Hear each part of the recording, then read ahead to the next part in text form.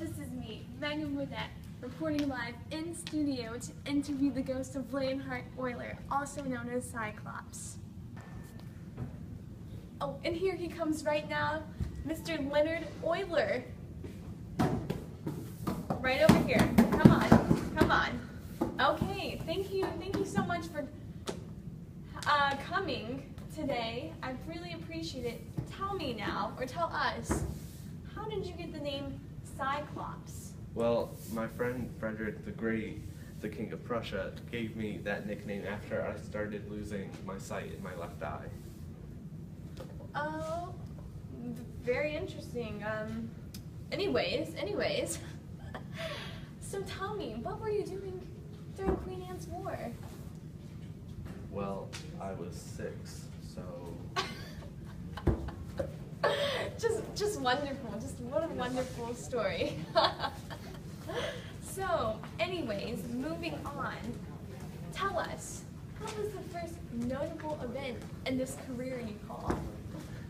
I guess that was in 1727 when I took part in the Paris Academy Prize problem, and that year I lost to Pierre Gourgenet, the father of naval architecture.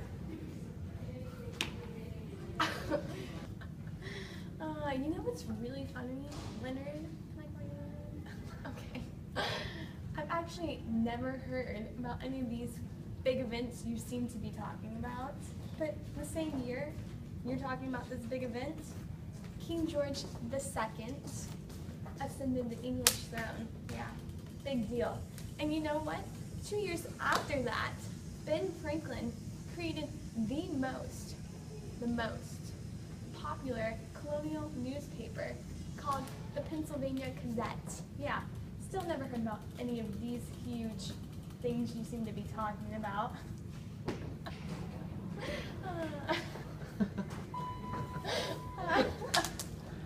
Since you don't really seem to be interested about my life, I'm just going to talk until you decide to interrupt me with your next historical fact. Yeah.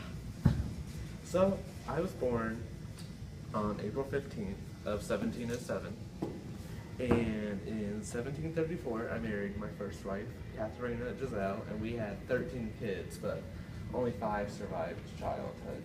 I know. It was very sad. So sad. I'm crying. And 3 years before that, in 1731, I gained a position at St. Petersburg Academy where I was a physics professor for 10 years. Oh. Anyways, before you have the pleasure of leaving us today, can you tell us about some of the mathematical things you did in this career of yours? Well, I solved the 7 bridges of Königsberg problem, which is where the condition of all vertices having an even degree for my Euler circuit, you know, my Euler circuit, came from. Anyways, before, we let you loose your spirit, just coming up with all these jokes today, it's hilarious. You know what? We're going to have someone show us an example of this huge Euler circuit you seem to be talking about, but no one really knows about. Okay. Alright, so for the Euler circuit, you can go from E to B, from B to A, then A to D, D to C, and then from C back to E, and you have touched every point once, and then every vertice has an even degree. So the Euler circuit is E, B, A, D, C, E. And that's an Euler circuit.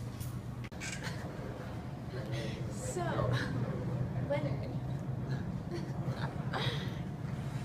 I have one last question before your spirit runs free. And tell us, we all would like to know, how did you die? Great story. I died on September 18th in 1793 in St. Petersburg. I died of a brain hemorrhage while talking about the newly discovered planet Uranus. Oh, that's hilarious. What a great way to die. Brain hemorrhage. Well, you know what? this is all the time we have.